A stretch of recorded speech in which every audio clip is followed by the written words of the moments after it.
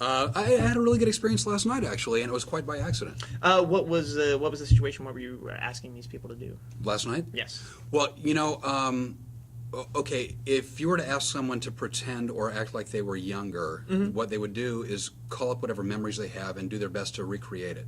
If you were to hypnotize someone and call it regression, they actually go backwards in time to, because whatever happens to you throughout your life, your memory, it gets recorded in your mind, it's sort of filed away somewhere. So all your thoughts and feelings and ideas and emotions and all this. Oh no, those are gone. Thoughts and feelings, I wiped it some They time call ago. that repressive. No, I'm pretty sure it's gone. Have you had a brain injury? All my emotions.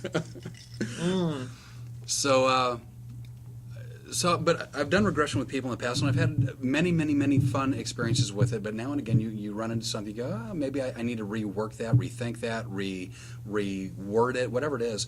I did a show, I'm sort of digressing for a moment, where I did regression, and I didn't realize that someone on stage hadn't moved to the United States until they were like 10, 12 years old.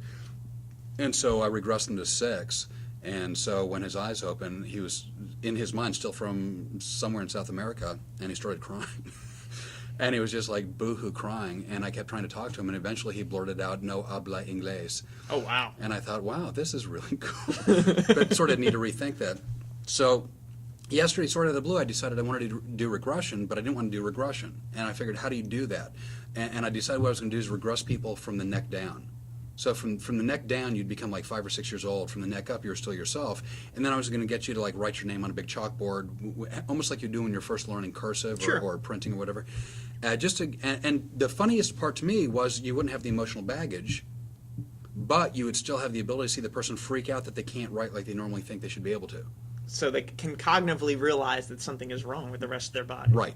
Which worked out phenomenally well. But so it's like, how would you even come up with something like that? I mean, I guess through years and years of trying. It sort of just came to me. Yeah. I mean, literally yesterday, it's like I want to do regression, but I don't want the baggage. I'll regress their body, and I literally thought to myself in that fleeting moment, I have no idea if this will work. I don't know. Right. But in DC especially, where the audiences are very forgiving and they let me try new material, and there's usually really good volunteers, I can at least use this as a sort of a test ground for new material.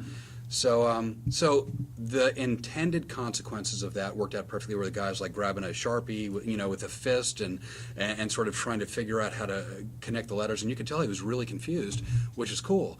But the unintended response I got was a guy who was clearly, by his look and the way he carried himself, either in the military or freshly out of the military, 22 or 3 or 4 years old, whatever it was. And the second her eyes opened, because his body had been regressed to like 6 years old, he started just rotating his arms around. And there like doing the windmill? Kind of. And he's like, oh my God. And I go, what? He goes, oh my God. And I go, what? And he goes, this is the first time since I'm back from Iraq where my shoulder's not bothering me. I've had chronic shoulder problems since serving in Iraq. Holy cow. And it's gone. And the audience started applauding, like, that's so nice. And I looked at the audience and I go, stop that. And they froze for a second. And I go, oh, no, not because you're going to wake him up or anything. It's just, it's kind of embarrassing. So just don't do that.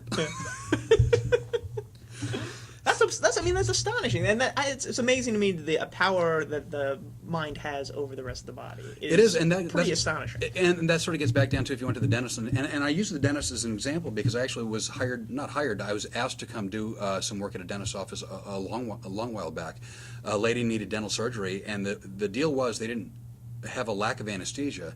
She was allergic to it and couldn't take it. Right. So.